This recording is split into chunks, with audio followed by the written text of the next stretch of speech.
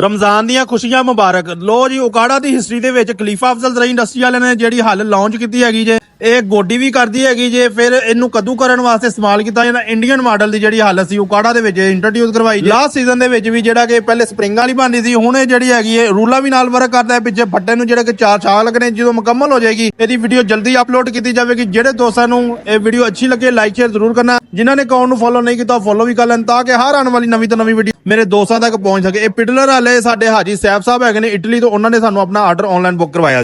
ਰਮਜ਼ਾਨ ਦੀਆਂ ਖੁਸ਼ੀਆਂ ਮੁਬਾਰਕ। ਲੋ ਜੀ, ਉਕਾੜਾ ਦੀ ਹਿਸਟਰੀ ਦੇ ਵਿੱਚ ਖਲੀਫਾ ਅਫਜ਼ਲ ਦਰਾਈ ਇੰਡਸਟਰੀ ਵਾਲਿਆਂ ਨੇ ਜਿਹੜੀ ਹੱਲ ਲਾਂਚ ਕੀਤੀ ਹੈਗੀ ਜੇ, ਇਹ ਗੋਡੀ ਵੀ ਕਰਦੀ ਹੈਗੀ ਜੇ। ਫਿਰ ਇਹਨੂੰ ਕੱਦੂ ਕਰਨ ਵਾਸਤੇ ਇਸਤੇਮਾਲ ਕੀਤਾ ਜਾਂਦਾ। ਇੰਡੀਅਨ ਮਾਡਲ ਦੀ ਜਿਹੜੀ ਹੱਲ ਸੀ ਉਕਾੜਾ ਦੇ ਵਿੱਚ ਇੰਟਰੋਡਿਊਸ ਕਰਵਾਈ। ਲਾਸਟ ਸੀਜ਼ਨ ਦੇ ਵਿੱਚ ਵੀ ਜਿਹੜਾ ਕਿ ਪਹਿਲੇ ਸਪਰਿੰਗ ਵਾਲੀ ਬਣਦੀ ਸੀ, ਹੁਣ ਇਹ ਜਿਹੜੀ ਹੈਗੀ ਹੈ ਰੂਲਾ ਵੀ ਨਾਲ ਵਰਕ ਕਰਦਾ ਹੈ। ਪਿੱਛੇ ਫੱਟੇ ਨੂੰ ਜਿਹੜੇ ਕਿ 4 ਸਾਲ ਲੱਗਣੇ, ਜਦੋਂ ਮੁਕੰਮਲ ਹੋ ਜਾਏਗੀ ਇਹਦੀ ਵੀਡੀਓ ਜਲਦੀ ਅਪਲੋਡ ਕੀਤੀ ਜਾਵੇਗੀ। ਜਿਹੜੇ ਦੋਸਤਾਂ ਨੂੰ ਇਹ ਵੀਡੀਓ ਅੱਛੀ ਲੱਗੇ ਲਾਈਕ ਸ਼ੇਅਰ ਜ਼ਰੂਰ ਕਰਨਾ। ਜਿਨ੍ਹਾਂ ਨੇ ਅਕਾਊਂਟ ਨੂੰ ਫੋਲੋ ਨਹੀਂ ਕੀਤਾ ਫੋਲੋ ਵੀ ਕਰ ਲੈਣ, ਤਾਂ ਕਿ ਹਰ ਆਉਣ ਵਾਲੀ ਨਵੀਂ ਤੋਂ ਨਵੀਂ ਵੀਡੀਓ ਮੇਰੇ ਦੋਸਤਾਂ ਤੱਕ ਪਹੁੰਚ ਸਕੇ। ਇਹ ਪਿਡਲਰ ਵਾਲੇ ਸਾਡੇ ਹਾਜੀ ਸੈਫ ਸਾਹਿਬ ਹੈਗੇ ਨੇ ਇਟਲੀ ਤੋਂ, ਉਹਨਾਂ ਨੇ ਸਾਨੂੰ ਆਪਣਾ ਆਰਡਰ ਆਨਲਾਈਨ ਬੁੱਕ ਕਰਵਾਇਆ।